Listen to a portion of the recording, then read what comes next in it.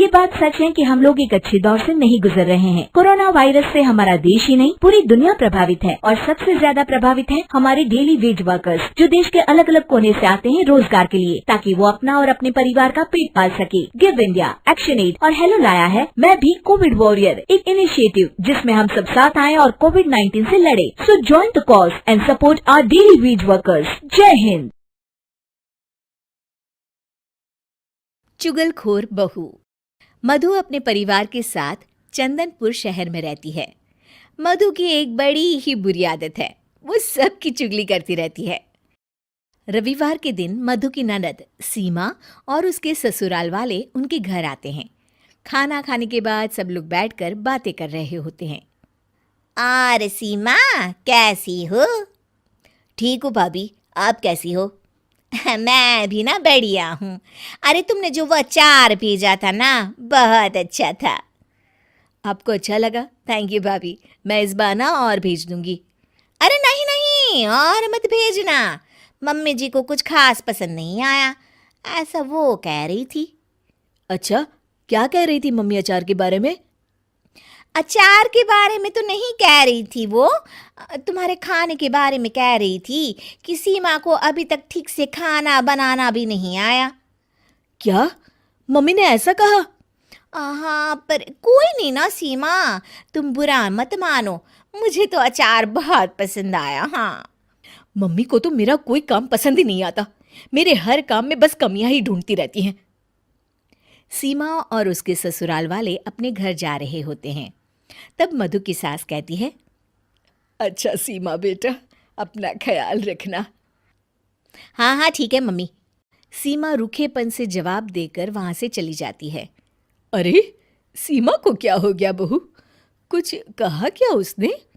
अब पता नहीं माँ जी। मधु अपनी सहेली संजना से बात कर रही होती है। अरे तुझे पता है, मैं ना शीला की पार्टी में गई थी उस दिन, तेरे बारे में पता नहीं वो लोग क्या क्या बातें कर रहे थे, मुझसे तो सुना भी नहीं गया। हाँ। अच्छा, क्या कह रहे थे वो लोग? शीला कह रही थी कि जब भी मैं संजना को पार्टी में बुलाती हूँ वो आती ही नहीं, उसे पैसों का बड़ा घमंड है भाई। क्या उसने ऐसा कहा? मैं अभी उससे बात करती हूँ। अरे छोड़ ना, उसकी बात ही नहीं करनी हमें, छोड़, चल छोड़। मधु अपनी सहेली से बात कर रही होती है, तभी उसका पति सचिन आ जाता है। अच्छा संजना, मैं ना तुमसे बाद में बात करती हूँ, ठीक है? मधु इधर आओ। क्या हुआ जी? अरे पता नहीं क्या हो गया है, सीमा माँ से बात ही नहीं कर रही। तुमसे कुछ कहा था क्या उसने? नहीं तो जी, उसने तो कुछ नहीं कहा मुझे। पर क्या मधु, बताओ मुझे। जब ना हम सब बाहर बैठे थे तो मधु की सास मुझसे आकर बोली कि अब तुम लोग भी एसी खरीद लो, गर्मी बहुत लगती है यहाँ आकर। क्या उन्होंने ऐसा कहा? हाँ जी, ऐसा कहा। अब मधु के घर वाले ना हमेशा ही हमें नीचा दिखाते रहते हैं। नाराज तो हमें होना चाहिए, और सीमा नाराज होकर बैठी है।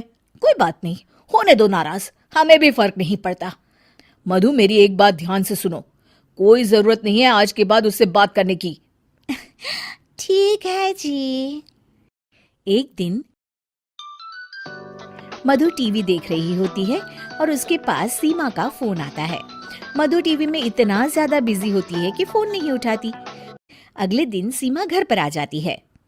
अरे वाह सीमा, आओ आओ, कितने दिनों बाद आई हो। हाँ, आप लोग तो मुझे भूल ही गए हैं ना बुलाते हैं ना फोन उठाते हैं। अरे ऐसा कुछ भी नहीं है, क्या हुआ सीमा, बताओ मुझे। आप लोगों को तो कुछ फर्क ही नहीं पड़ता। सीमा रोने लगती है और अपने कमरे में चली जाती है। तभी सचिन भी वहां आ जाता है। रुकिए जी, मैं बात करती हूँ सीमा से। मधु सीमा को समझाने जाती है और उसकी सास और सचिन दरवाजे के बाहर खड़े होकर सारी बातें सुनने लगते हैं। अरे छोड़ ना सीमा, तेरे भैया की तो आदत ही है बात का बतंगड़ बनाने की।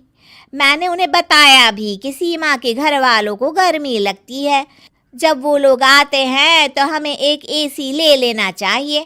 तो उसमें भड़क गए, कहने लगे उन्हें अपनी अमीरी पर बड़ा घमंड है। मधु की सास और सचिन ये सब सुनकर चौंक जाते हैं कि मधु ये सब क्या बोल रही है।